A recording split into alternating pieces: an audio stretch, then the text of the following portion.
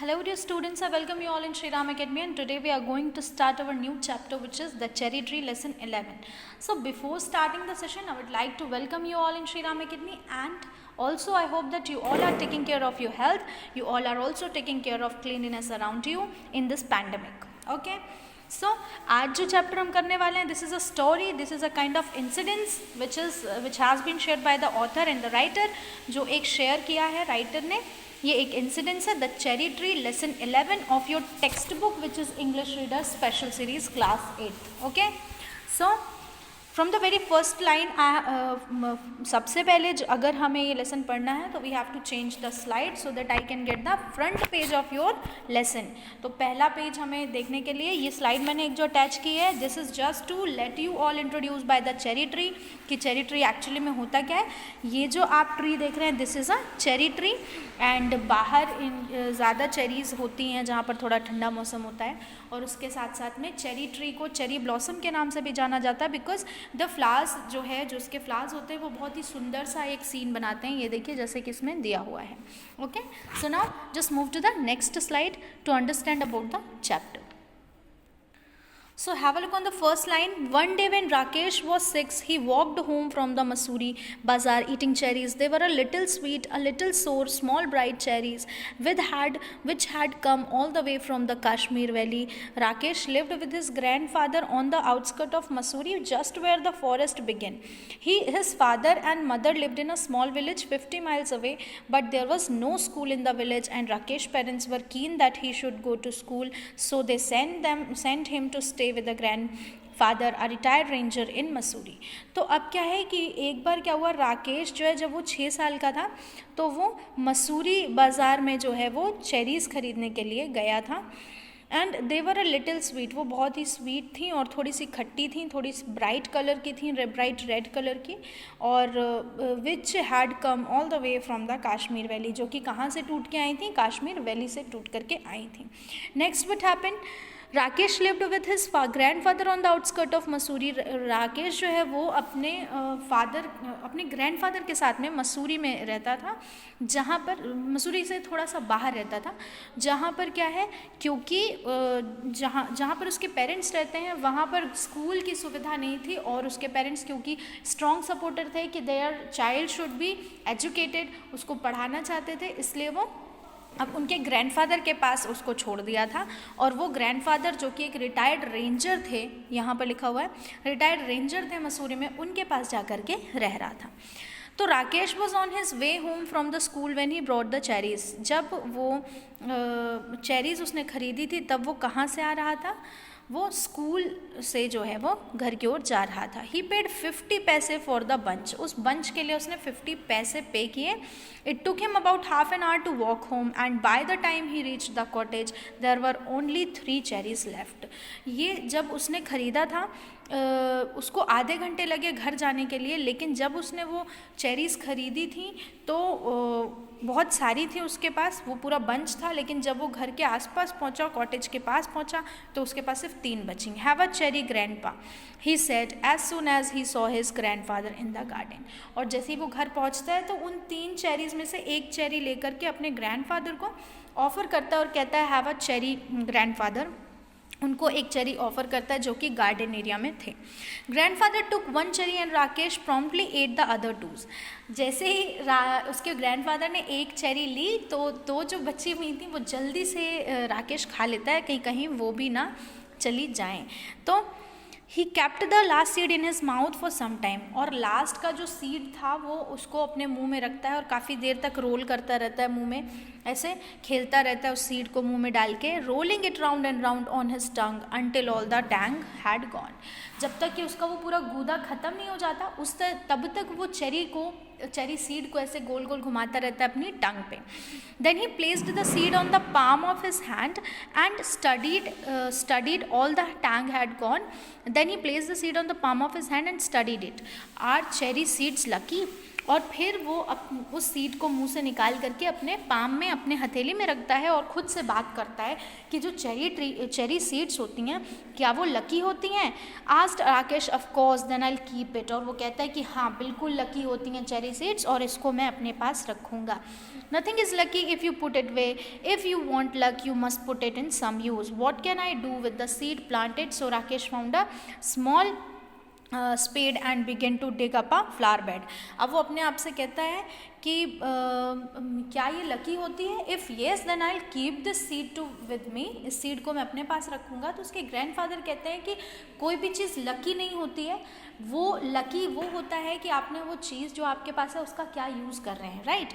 तो अगर आपके पास कोई सीड है तो आप उसका क्या यूज़ कर रहे हैं, ये चीज़ ज़्यादा लकी होती है। तो वो कहते हैं कि मैं अब इस सीड का क्या यूज़ करूँगा। तो उसको सजेशन मिलता है दैट आप इस सीड को उगाइए, मतलब कहीं पर मिट्टी में डाल दीजिए, फिर पेड़ आएगा तो ये अच्छा होगा। Then Rakesh found a small spade and began to dig up a flower bed. तो वो क्या करता है कि एक जगह पे खोदने लगता है और वहाँ पर उसके ग्रैंडफादर कहते हैं हे नॉट देयर, वहाँ पर नहीं खोदना है।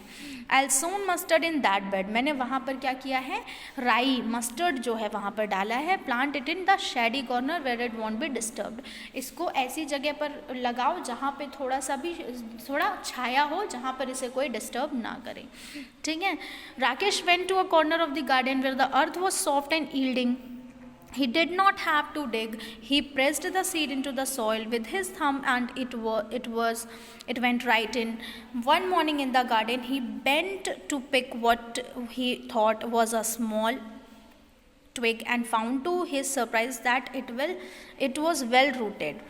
He stared at it for the moment, then ran to fetch grandfather, calling grandpa, grandpa, come and look the cherry. फिर क्या होता है कि वो वहाँ पर लगाता है, एक जगह ढूंढता है जो थोड़ा कॉर्नर, जहाँ पे थोड़ा सा यील्डिंग थी, उपजाऊ जगह थी, वहाँ पर लगाता है। और उसके बाद क्या होता है, he did not have to dig, he pressed the seed into the soil. वहाँ पर उसको खोदना नहीं पड़ता, वो बस उस सीड को उधर प्रेस कर देता है ज़ोर से, and it was right in. और फिर उसके बाद जब एक सुबह वो उठता है, जब वो देखता है तो एक छोटा सा ट्विग निकला होता है, मतलब छोटा सा नीचे से फुटक के कुछ बाहर की ओर निकला होता है। तो वो बहुत खुश होता है and surprisingly he call his grandfather, और वो अपने ग्रैंडफादर को ग्रैंडपा कह के बुलाता है। एंड देन ही फाइंड कि वहाँ पे छोटा सा ट्विग जो निकला हुआ है वो किसका है, वो ट्विग इसकी ही चेरी ट्री का है जो सीड इसने वहाँ पर सो किया था। Now tree has come up, ऐसे कर करके वो ज़ोर ज़ोर से चिल्लाता है। What cherry tree asked grandfather who had forgotten about it, the seed we planted last year look it's come up. तो अब वो कहता है कि बिल्कुल देखिए, मुझे ऐसा लग रहा है जो लास्ट ईयर हमने सीड प्लांट किया था वो सीड बाहर की ओर आ रहा है, वो उग रहा है, और मैं बहुत खुश हूँ इस बात से। Rakesh went down on the haunches while grandfather been almost double and perched down at the tiny tree. It was about 4 inches tall and yes it's cherry tree, said grandfather. अब जब वो लोग जाते हैं तो वो ऑब्जर्वेशन के लिए जाते हैं कि क्या ये चेरी ट्री है, तो वो कहता है जाके देखते हैं तो वो 4 इंचेस लॉन्ग एक छोटा सा पौधा होता है, प्लांट, और उसको देख करके दोनों खुश हो जाते हैं और वो एक्नॉलेज करता है कि हाँ बिल्कुल ये चेरी ट्री ही है जो छोटा सा है। Rakesh ran indoors and came back with a bucket of water. Rakesh अंदर जाता है और एक पानी लेकर के बकेट में आता है। Don't drown it, said grand father. Rakesh gave it up sprinkling and encircled it with pebbles. तो वो कहते हैं कि इसमें पानी ज़ोर से मत डालना, उसको बहा मत देना, ऐसे हल्के हल्के से श्रिंक करो। तो वो पानी को ऊपर से ऐसे छींटे मारता है और साइड में पेबल्स यानी पत्थर से उस पेड़ को ढक देता है। Okay, then what happened? That year the monsoon rains came early and Rakesh plodded to and from school in raincoat and gumboots. फिर क्या हुआ कि उसी साल जो है वो मॉनसून रेन आई और रेन्स केम अर्ली, जल्दी आ गई, और Rakesh plodded to and from school in raincoat and gumboots. The cherry tree grew quickly in this season.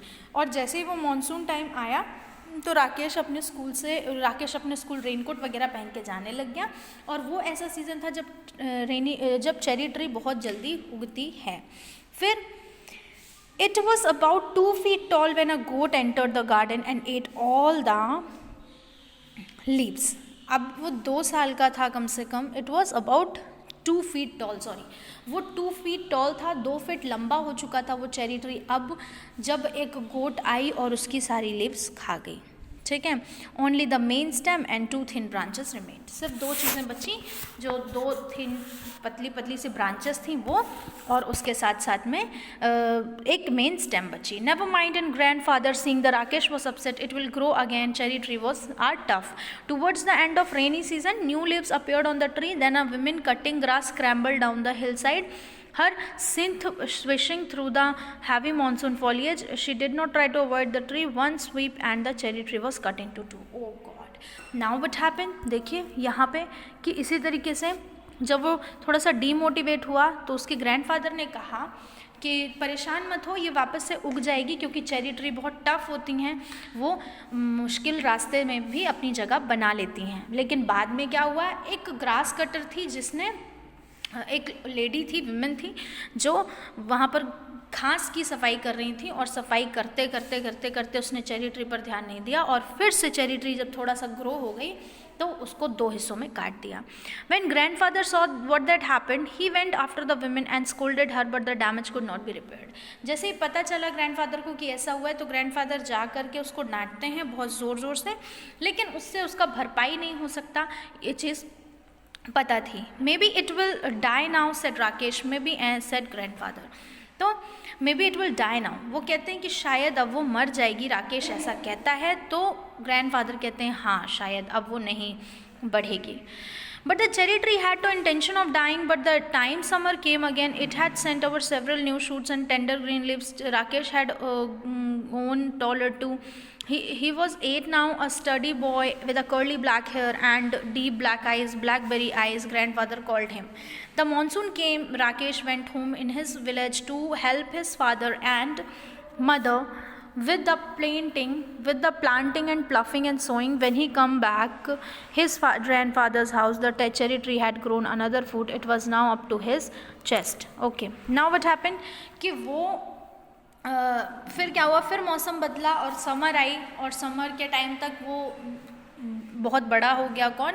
Rakesh, जो कि एक कैसा हो गया था, वो थोड़ा सा चेंज हो गया था। इट वॉज 8 नाउ, वो 8 साल का हो गया, और थोड़ा उसकी आंखें भी जो है वो ब्लैकबेरी आइज़, उनको उसके ग्रैंडफादर बुलाने लगी क्योंकि उसकी आंखें ब्लैकबेरी जैसी थी। और that monsoon Rakesh went to home to his village to help his father, और उस मानसून, जब दूसरी बारी मानसून आया, बारिश का मौसम आया, तो वो अपने फादर और मदर के पास चला गया, उनकी थोड़ी सी सोइंग में हेल्प करने के लिए, वहाँ पर खेती वेती के लिए हेल्प करने के लिए। और फिर जब वो लौट के आया तो उसने देखा कि जो चेरी ट्री है वो फिर से बड़ा हो गया है, और वो अब तो राकेश के चेस्ट के बराबर हो गया था। Now what happened, this was the end. With bulging eyes, Rakesh let it remain there. It was cherry tree's first visitor. The next visitor was a hairy caterpillar who started making a meal of the leaves. Rakesh removed it quickly and dropped it into the heap of dry leaves. They are pretty leaves, said Rakesh, and they are always ready to dance if there is a breeze. After grandfather had come indoors, Rakesh went into the garden and lay down on the grass beneath the tree. Grandfather come back and sat down beside Rakesh. There are so many trees in the forest, and Rakesh, what's so special about this tree? Why do we like it so much? We planted it ourselves, said grandfather. That's why it's special. Just one small seed, said Rakesh, and he touched the smooth bark of the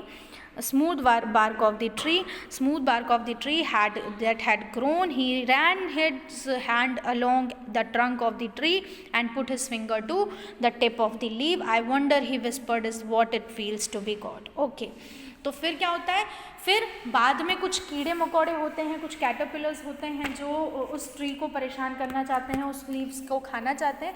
लेकिन जब वो एक बार last में बड़ी हो जाती है तो इस चीज़ का ध्यान कौन? राकेश बहुत रखता है, और उस ट्री को ध्यान में रखते हुए वो क्या चीज़ें करता है, उसको कीड़े मकोड़ों से बचाता है। उसके साथ साथ में कीड़े मकोड़ों के साथ साथ में बचाने के अलावा क्या करता है कि दोनों ही, राकेश और उसके ग्रैंडफादर, वहीं पर जाकर के बैठते हैं और आपस में बात करते हैं कि आखिर ऐसा क्या है कि इतने सारे प्लांट्स के बीच में ये चेरी ट्री बहुत स्पेशल है हमारे लिए। तो राकेश इस चीज़ का जवाब देता है कि ये चेरी ट्री बेशक हमारे लिए स्पेशल है, क्योंकि हमने ये खुद अपने हाथों से प्लांट की है, और काफ़ी हमने वेट किया है कि ये ट्री जो है वो बड़ा हो जाए, इसका काफ़ी ध्यान रखा है, इसलिए ये स्पेशल है। तो दिस वाज द स्टोरी। हमें भी बिल्कुल प्लांटेशन करना चाहिए और लास्ट में हमें बहुत अच्छा फील होता है इसलिए। So I hope that you like the story and उसके साथ साथ में ये ग्लॉसरी आपको अपनी नोटबुक में लिखनी है। ऑफकोर्स आपको क्वेश्चन आंसर्स लिखने हैं जो PDF अटैच होगा। Take care of your health students, study hard and work well.